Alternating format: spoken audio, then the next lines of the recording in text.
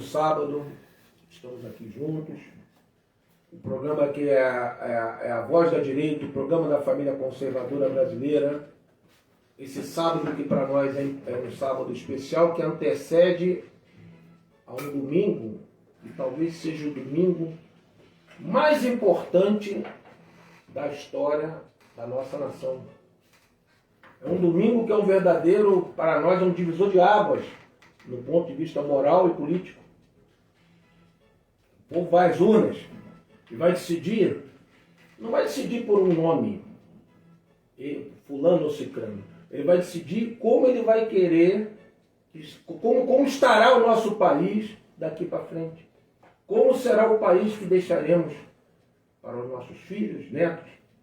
Qual o país que viveremos daqui para frente? Qual o modelo, né, que enfrentaremos a partir de amanhã, a partir do resultado dessas eleições? Qual vai ser o Brasil que teremos no futuro?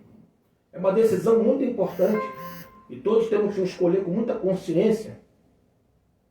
E eu gosto sempre de dizer, aqui não estou pedindo voto para ninguém, até porque não podemos, devido à legislação, mas no meu entender, nunca foi tão fácil escolher, nunca foi tão fácil estar do lado certo. E eu fico impressionado hoje de perceber como tem gente indo para o lado errado. A quantidade, né, de pessoas que talvez estão prestes a fazer uma opção equivocada. E eu fico muito preocupado, mas ao mesmo tempo eu tenho muita fé em Deus, eu estou muito confiante que o Brasil merece coisa melhor. Nós merecemos ser uma nação livre, soberana, próspera. Um Brasil que ultimamente tem dado demonstrações inequívocas do seu potencial em todos os aspectos, em especial na área econômica. Sobreviveu a crises como nunca se viu, talvez na história da humanidade, que nós enfrentamos nos últimos anos, e estamos aqui sobrevivendo a tudo isso. E mais do que sobreviver, estamos muito bem diante desse contexto mundial tão desfavorável. Hoje o Brasil está decolando, está indo de vento em popa, está avançando, mesmo diante de tantas dificuldades. Então é importante que você, meu ouvinte, minha ouvinte, faça as suas reflexões e que façamos a melhor escolha, pensando no Brasil, não pensando no nosso interesse imediatista e pessoal. É pensando no Brasil. Que Brasil eu vou querer a partir de segunda-feira, 31 de outubro. Bom dia, Alexandre Machado. Bom dia, meu amigo Ronaldo. Bom dia, Coronel Castro. Bom dia, ouvintes do Crônica de Alegrete, da Cidade do Campo. Já estamos aqui no ar com o nosso, vamos dizer assim, alegretense de coração, deputado Biratã Sanderson, que foi um dos deputados mais votados aqui no município por merecimento. Ficou atrás só de quem é da terra e quem nasceu no Alegrete. Bom dia, deputado. Bom dia, meu amigo Alexandre Machado, Coronel Castro, Coronel Ronaldo, ouvintes do programa Crônica do Alegrete. E estamos aí numa quadra, eu diria, das mais importantes, que o Brasil já vivenciou nesses últimos anos. Alguns dizem que é a principal eleição das últimas 4 décadas. 40 anos para trás, então. E realmente, a preocupação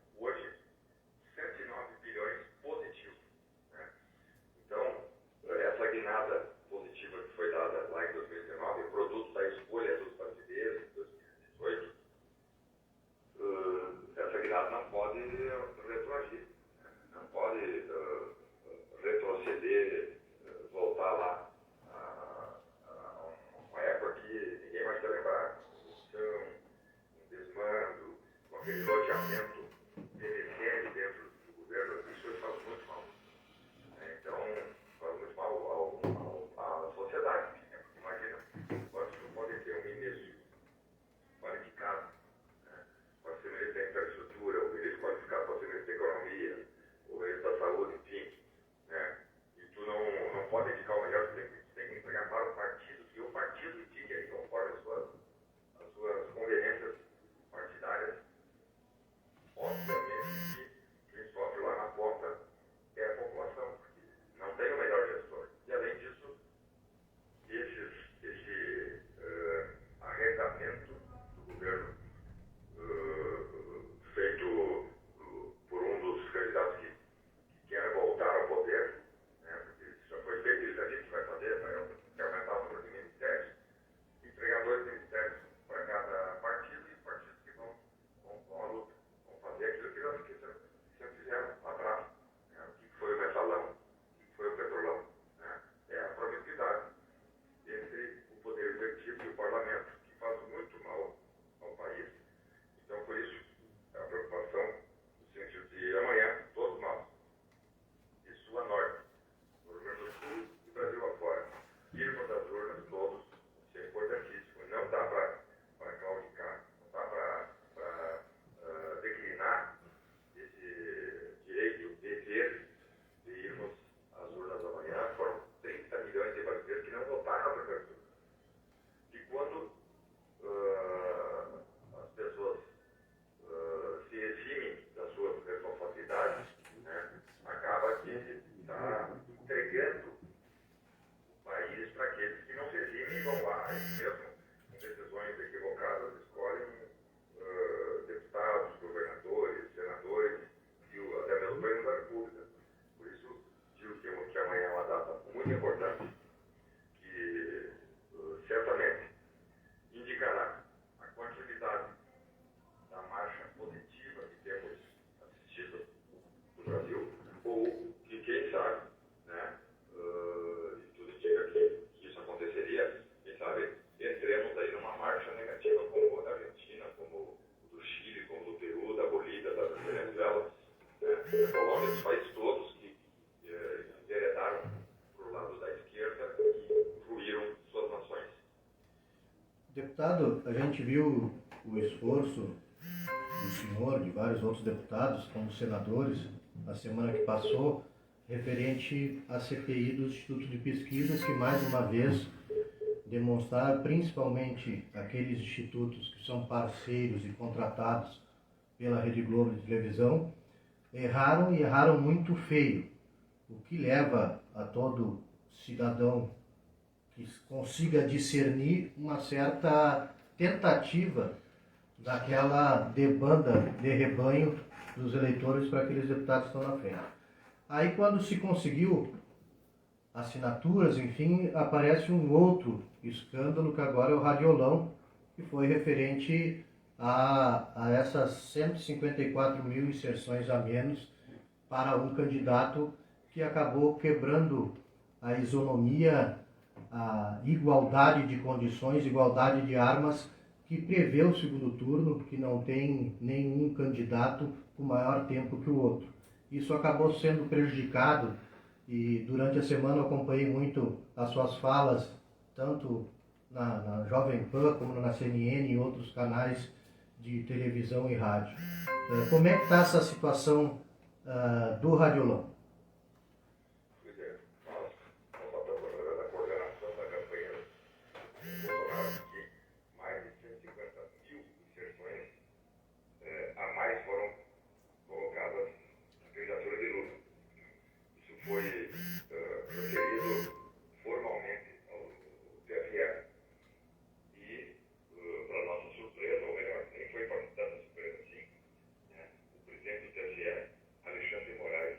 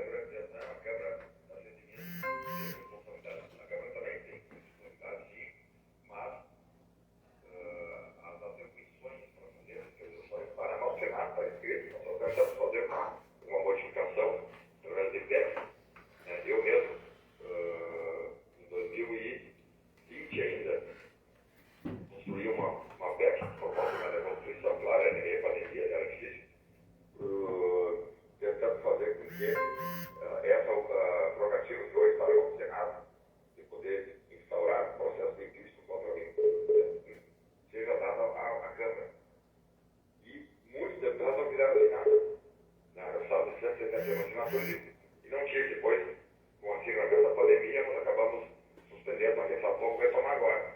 Porque se o Senado só pode, o parlamento é bicameral. Né? Se o Senado não quer agir, como é que a Câmara vai ficar de braços cruzados? Se o Senado não quer agir, então a Câmara vai lá e faz. Tanto Câmara como Senado, na minha visão, teria que ter a prerrogativa constitucional de poder, como fiscal dos demais poderes, instrumentos para fazer o controle, seja do Poder Judiciário, seja do Poder Executivo e seja do próprio Poder Legislativo. Mas, deputado, vou lhe fazer uma última pergunta. Eu sei que o senhor tem um compromisso agora aí na cidade de Santo Ângelo, trabalho muito árduo nesses últimos dias, mas a gente tem percebido, principalmente agora mesmo, para a gente ter uma noção, ao senhor e à senhora que está nos ouvindo, como que as coisas estão funcionando. O judiciário, na verdade, a gente sempre tem que primar pela imparcialidade, ou seja, o juiz tem que ser uma pessoa imparcial, sem nenhum tipo de indiferença, vamos dizer assim, ou diferenças, com relação a qualquer um dos lados, senão ele tem que se dar por impedido. Isso já ficou claro lá no início, que existia uma parcialidade do ministro Alexandre de Moraes. Mas para a gente ver a aberração do fato que ocorreu agora recentemente, além de não querer investigar fatos com documentos, além de ter dado 24 horas para que apresentasse as provas, quando essas provas chegaram, o ministro simplesmente disse que não era com ele. Para início de conversa aí que eu acho estranho. Se ele deu 24 horas para entregar, como agora não seria com ele? Mas o que ficou mais gritante ainda foi que ele despachou o processo para o famigerado e conhecido inquérito do fim do mundo. Ele deu um despacho para ele mesmo investigar se essa denúncia não passasse de uma fake news. Aí imagina a que ponto nós estamos, em que ele despacha e do outro lado ele recebe o despacho e dá seguimento. Então, para nós que estamos aqui na parte de baixo, a gente já se sente extremamente incomodado e indefeso, se sentindo impotente diante de uma situação como essa. Imagina o senhor aí como deputado, uma pessoa que está sempre atuando, um policial federal, ficar de mão atada vendo chega a ser até um deboche para a população brasileira. Mas isso está acontecendo com a anuência e a permissão e a omissão do parlamento. Né? Eu tenho dito inúmeras vezes, falei lá no plenário da Câmara, inclusive, que o Senado Federal tem que cumprir com sua missão constitucional.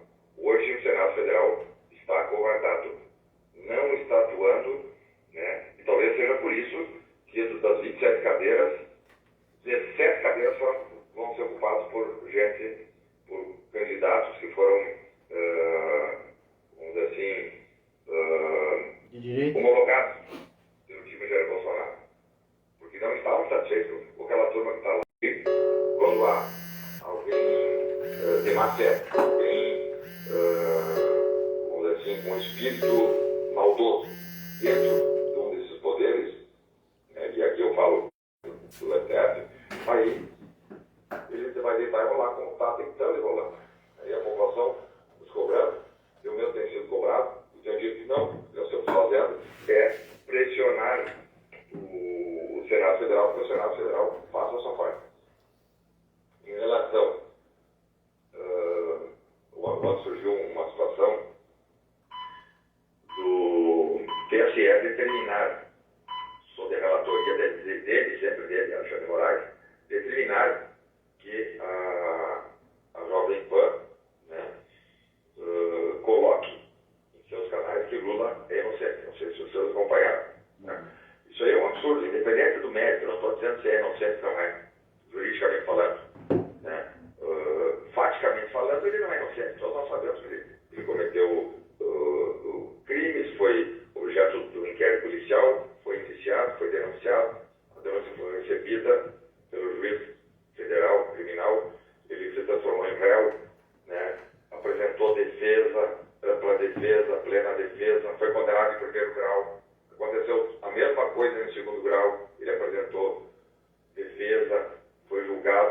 condenado em segundo grau.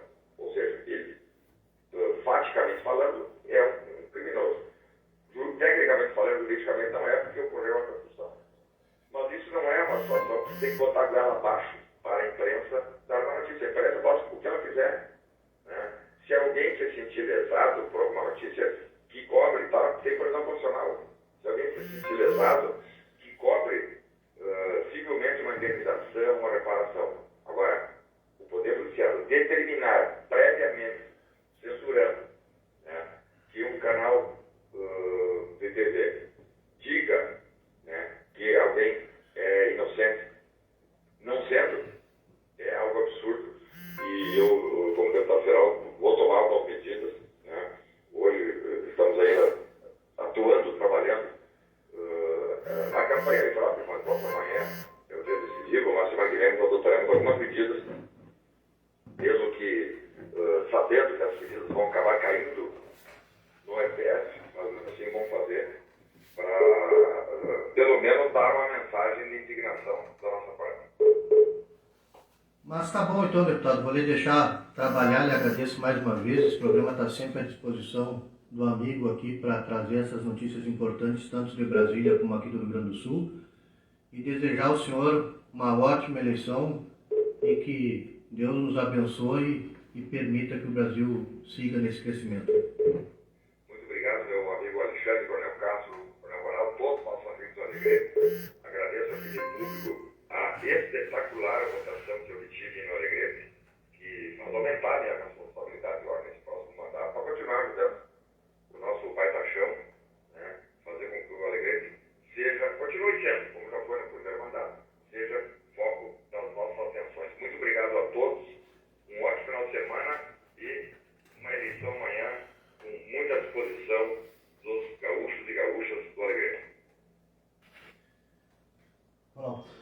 Muito bem, bom dia, Coronel Castro, doutor Alexandre Machado, satisfação em termos ouvido aí o deputado Sanderson e fazemos coro aí ao deputado Sanderson, né? Tomara que amanhã tenhamos aí uma eleição favorável ao Brasil.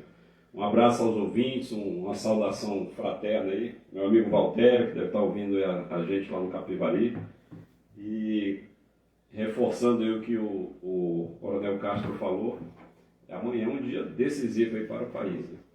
E como também comentou o deputado Sanderson, nós não vamos apenas definir o nome, né, de quem vai dirigir o Brasil por 4 anos, mas nós vamos talvez decidir o destino do país por muito tempo.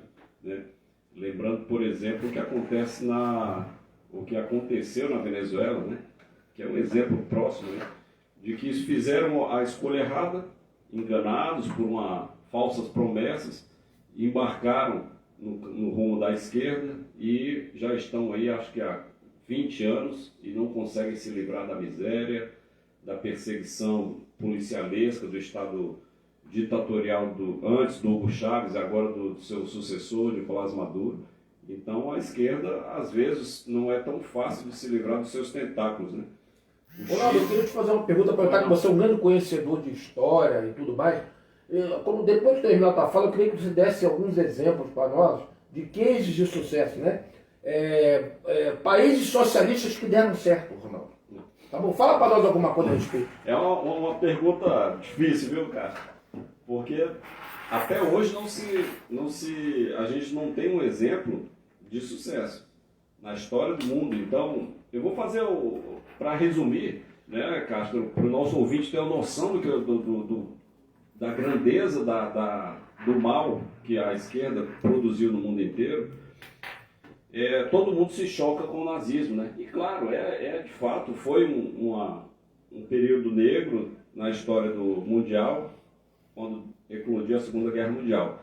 Foram cerca de 6 milhões de judeus mortos nos campos de concentração, em câmaras de gás, enfim, das formas mais de fome, no Holodomor. O pessoal morreu, o Stalin cercou o pessoal na Ucrânia, deixou o pessoal morrer de fome, enfim. 6 milhões de pessoas mortas. Já nos governos ditatoriais de esquerda, seja na China comunista, na Revolução Cultural, quem ouve, né, uma coisa bonita, na Revolução Cultural da China, na década de 40, seja nas mãos de Pol Pot lá no Camboja, seja nas mãos de Stalin na antiga União Soviética, foram mais de 150 milhões de mortos. Né? Acho que só o Mao Tse Tung na Revolução Cultural mandou matar uns 80 milhões na China. Perdeu-se a conta, né? Exato. Então, no mundo inteiro, né, o que a esquerda sempre espalhou foi dominação, controle social. O cidadão não é livre para exercer credo, não é livre para falar o que quer. Por exemplo, na Coreia, Castro, Alexandre, prezado ouvinte, na Coreia do Norte, né, que é comunista, até o corte de cabelo é restrito. Se você olhar nas filmagens que tem, as roupas, corte de cabelo, barba, tudo tem um padrão. Que define é o Estado. É o Estado. Então a mão pesada do Estado é o controle social que a gente fala. Então você que acha que é de esquerda, que a esquerda é legal, que ela tem umas promessas bonitinhas, né? Olha como é que ela na China, na Coreia do Norte, como é que é nesses países, na própria Venezuela, né, cara? É muito bom ser de esquerda no Brasil, né? Porque o cara vê, aliás, esses esquerdistas, eles gostam de morar em países capitalistas. Né? Ser esquerdista no capitalismo. Exatamente. Vídeos atores da Globo. Exatamente. Engraçado, esses dias meu filho estava lendo um livro que eu dei para ele, muito interessante, do Rodrigo Constantino, chama-se Esquerda Caviar, que vai nessa direção aí, né? O esquerdista aqui, que ele mora num país capitalista, num país liberal, ele gosta de usufruir de todas as benesses do capitalismo. Tinha não vou citar o nome aqui, mas tinha uma comunistinha de carteirinha aqui no Rio Grande do Sul, candidata a prefeita de uma certa cidade, que foi flagrada lá em Miami, fazendo compras, né? Tirando foto com o seu iPhone. Fizeram até uma musiquinha em homenagem a ela também. Ela é citada numa musiquinha. Pois é. Mas então, é complicado. Então, é interessante, só para fechar o raciocínio, né? É que é triste que a gente veja que parcela da população, às vezes, enganada por falsas promessas, né? De picanha, disso, daquilo. Mas tem, infelizmente, sim, uma parcela que está de acordo com as pautas que um candidato representa. É uma parcela que está alinhada com o crime, que quer a liberação de drogas, que quer a liberação do aborto, que quer a descriminalização, como eu falei, das drogas. Enfim, está de acordo com essas pautas. Isso é muito triste, porque a gente pergunta, né, que país é esse que a gente vai deixar para os nossos filhos e netos? O tiro sai pela culatra, sabe por quê, Ronaldo? Na Venezuela, quando começou a implantação da ditadura do socialismo, boa parcela da população aderiu. Hoje 90% está na miséria. Ou seja, aqueles que achavam que iam se dar bem, hoje o tiro saiu pela culatra. Não, é importante a gente explicar, porque às vezes as pessoas não vão a fundo sobre determinadas questões, e é importante a gente dizer o seguinte: o aborto, ele não é peremptoriamente proibido no Brasil. Existem exceções, casos de estupro, crianças que não conseguem ter um desenvolvimento, uma formação, não conseguem ter um desenvolvimento normal da gravidez. Existem as exceções já previstas em lei. Porque às vezes a gente passa assim, poxa, mas as pessoas pensam assim, eu fui estuprada, estou sofrendo horrores e ainda vou ter que viver toda uma gravidez. Existem as exceções já existem. Então não precisa, o que está querendo se fazer é a banalização do aborto. Entendeu? A gente simplesmente, eu fui na farra, queimei um beck para mais, ali tomei um traguinho para mais, me envolvi com uma relação, não deu, aí quando sou meio desleixada, vou ver lá com 2 meses que tem uma criança, eu vou lá, não vou tirar, não quero. Então é essa banalização que existe. Já existem previsões legais para aqueles casos que comprovadamente tem que ter uma atenção diferenciada, e isso já se tem. Então é importante a gente deixar claro, porque às vezes as pessoas assim, falam como se não tivesse possibilidade nenhuma. E o que a gente defende é que não haja essa banalização. Em primeiro lugar, a vida. Em primeiro lugar, a vida, desde a sua concepção. Essa que a gente defende. E existem as exceções a regras que estão previstas em lei. Isso tudo está acontecendo aí, viu, Ronaldo? George Orwell. Ele já tinha falado alguma coisa a respeito. Impressionante, hein? O cara escreveu um livro, parece que ele tinha uma bola de cristal.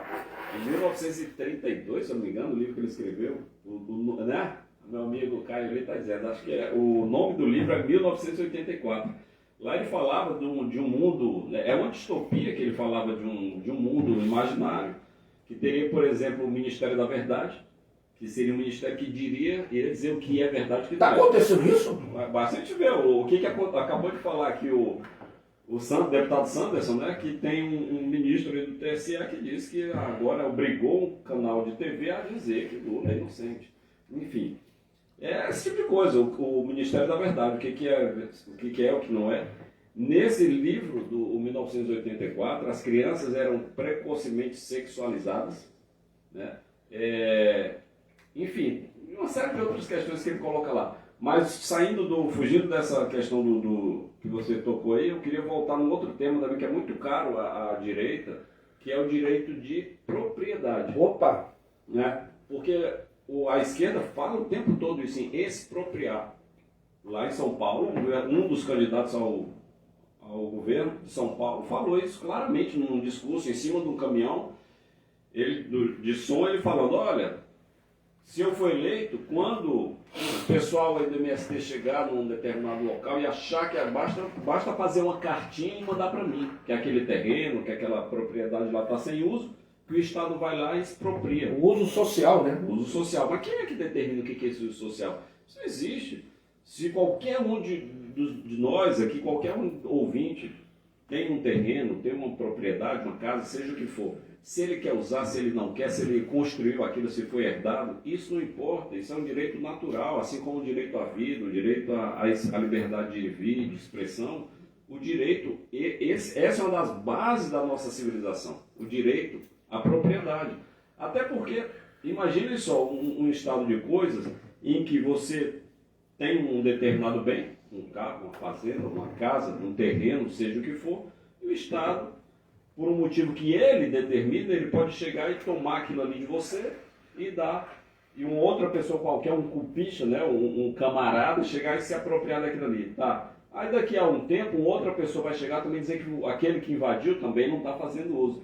Que tipo de civilização a gente iria viver, né? Na Venezuela está acontecendo isso, as milícias cubanas a serviço de Maduro, chegam nos comércios, nas casas, expulsam as pessoas, aqueles que não querem sair, eles executam. Exatamente. Tá? E é assim que viveu a Venezuela. E a coisa lá já está muito adiantada. Eu tenho até, o meu temor é que não tenha mais volta, viu, Ronaldo? Olha, mas eu vou falar uma coisa. Acho que é irreversível a situação da Venezuela. E a similitude aí, a similitude. Venezuela, ou melhor, Roraima, que é o estado que faz fronteira lá com a Venezuela, que recebe já, o Brasil já recebeu, acho que quase 500 mil de refugiados venezuelanos, né? E não é o maior destino. O maior destino é Colômbia, é Peru, são os países de língua hispânica, né? Mas o Brasil recebeu muita gente. E o pessoal lá de Boa Vista, enfim, do estado de Roraima, que sofreu na pele, né, e viu o sofrimento de todos esses refugiados aí. Você olha as eleições lá, não existe ninguém que foi eleito agora, desde a eleição passada, vereador, prefeito, governador, deputado, senador, ninguém de esquerda. Na última eleição, acho que foi 70 e tantos % de voto para o Bolsonaro. Eles viram de perto os horrores. E algo aconteceu interessante, né, parecido aqui no Rio Grande do Sul. É que Uruguaiana, diferentemente da maioria das cidades aqui da fronteira oeste, não teve muito voto. A maioria dos votos não foi para a esquerda. Nas outras cidades não. Aí o pessoal se perguntou por quê. Se a maioria da fronteira oeste votou mais para o candidato da esquerda, por que Uruguaiana foi diferente? Aí o doutor Alexandre Machado, diga aí, doutor, por quê? A vizinhança com os amigos, irmãos argentinos, que na verdade mexem muito conosco, porque nós somos parcialmente culpados pela tragédia que está acontecendo lá, exatamente em função principalmente do Foro de São Paulo. Tem uma pauta aí, né, Alexandre? Nós temos algumas pautas, né? Mas eu acho que é importante, antes da gente encerrar essa pauta importante que o Coronel Ronaldo puxou, a questão do direito de propriedade, ele é muito claro. Existe sim a questão de comprovação de uma função social. Só que antes de qualquer coisa, a gente precisa entender que invasor não tem, pela lei, não pode ser beneficiado com terra. E outra, terra invadida não pode ser desapropriada. existe esse limitador exatamente para inibir que fora da lei se faça alguma coisa. Mas também a gente tem que entender que boa parte das pessoas que estão nos assentamentos acabam sendo marginalizados por culpa de 2 ou 3, que são aqueles que fazem todo o comando, vamos dizer assim, que fazem todo o terrorismo nos assentamentos e que as pessoas acabam virando escravos desses pseudos líderes. Que aqui mesmo, nós temos exemplo aqui em Alegrete, esses líderes estão caindo por terra porque se titularam líderes e não tem nem sequer foram votados para estar lá. E a gente vê o exemplo aqui, eu trago o exemplo de Alegrete porque a gente conhece mais de pronto, assim. Estão há 14 anos e não tem água. Sabe? Parece que água e titulação traz liberdade e isso não é bom. Principalmente para o movimento do MST. As pessoas querem trabalhar, querem produzir e estão produzindo, na sua grande maioria, caso que tenha aqueles lotes lá só para de figurantes, né? Existem lotes que estão sendo vendidos, negociados, enfim, mas existem, a grande maioria são produtores. E aí tem que se virar com um regadorzinho ou contar com a chuva. Eles produzem hortifruti granjeiros, com parceria, a Emater tem uma grande parceria para que eles possam colocar no mercado esse produto, mas eles trabalham de forma precária. Aí o que fazem? Para passar uma lambida ali para o pessoal achar que a coisa vai, eles vão lá e não, agora nós vamos conseguir um trator para vocês. O que adianta tu ter o trator, tu lavar a terra se tu não tem nem água? O que adianta tu preparar, fazer todas... Então, isso eles vão enrolando. A Alegrete tem 14 anos e vive nessa situação que é de dar pena. E aqui fica mais uma vez... Conversei agora há pouco com o deputado Sanderson aqui, mas já tinha conversado em separado com ele. Há um compromisso com essas pessoas. A gente precisa desmistificar isso. A gente precisa libertar essas pessoas e só vão ter liberdade com a titulação. Vocês imaginam que eles produzem com toda a dificuldade do mundo. Tu imagina, o Ronaldo é produtor rural, ele pode ir ali e dar a produção dele que está em cima da terra dele como garantia para tirar um empréstimo. Agora quem não tem terra, quem não tem contrato de arrendamento, não tem nada, faz o quê? Faz milagre, gente. É porque realmente querem produzir. E essas pessoas que querem produzir não atacam via, não botam fogo em pneu, não botam fogo no barraquinho do vizinho do lado por perseguição. Não, eles querem trabalhar. É só isso. Então, o direito de propriedade deve existir, inclusive, para esses, de forma legal, fazendo toda a análise que compete ao INCRA e ao governo federal que seja feito.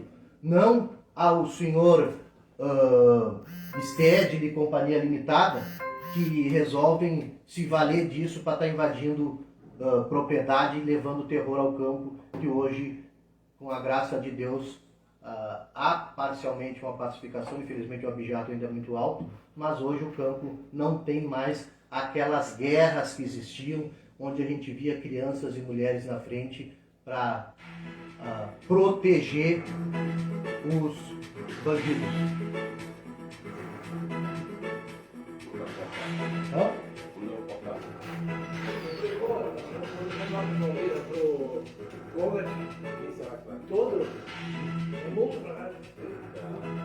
Mas não tem nada, vem a imprensa, fala tudo, cara, a gente não falou nada demais.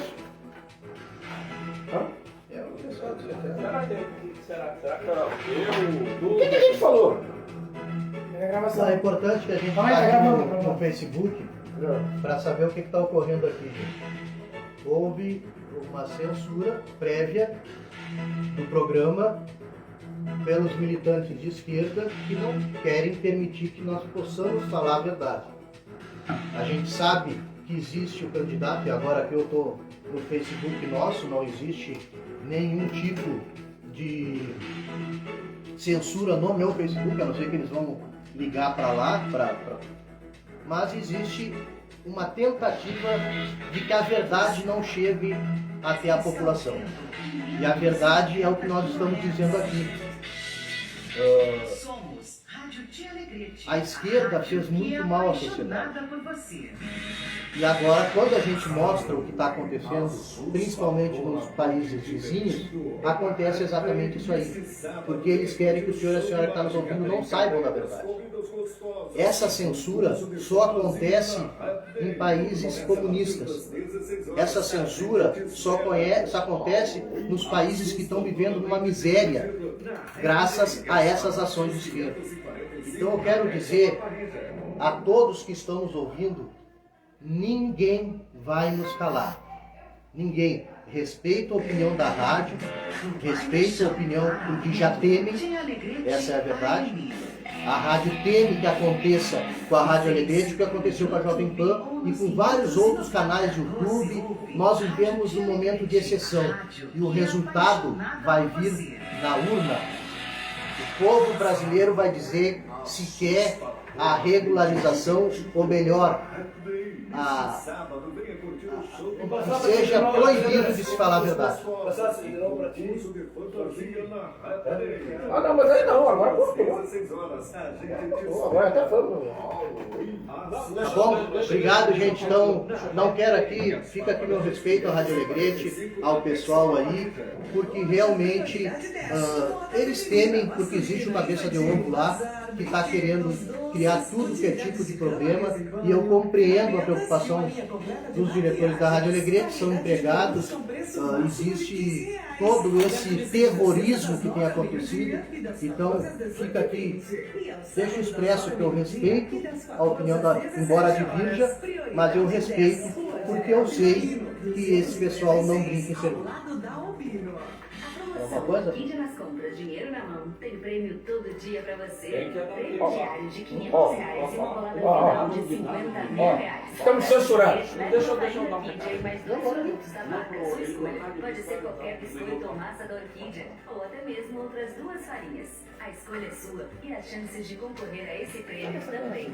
Orquídea nas compras, dinheiro na mão. Participe, confira o regulamento completo no site localorquídea.com.br. Começam a encher o saco deles. Estamos de volta então, caro ouvinte aí do programa Crônicas de Alegrete, então, juntamente aqui com o Dr. Alexandre Machado e o Coronel Castro, fomos aí interrompidos na programação por conta de questões de ouvintes, né, e acharam que a gente estava extrapolando aquilo que permite a lei eleitoral. Então a gente quer, e aí eu falo aqui, devidamente autorizado aqui pelos meus colegas de bancada, dizer que, primeiro, se nós de fato queremos ser uma sociedade livre e democrática, devemos estar abertos ao contraditório, né, devemos estar abertos à pluralidade de ideias. Então, nós desejamos que tenham todos amanhã uma eleição tranquila, transparente, lisa, né, que nós possamos eleger aquilo que é o melhor para o Brasil. Respeitamos os nossos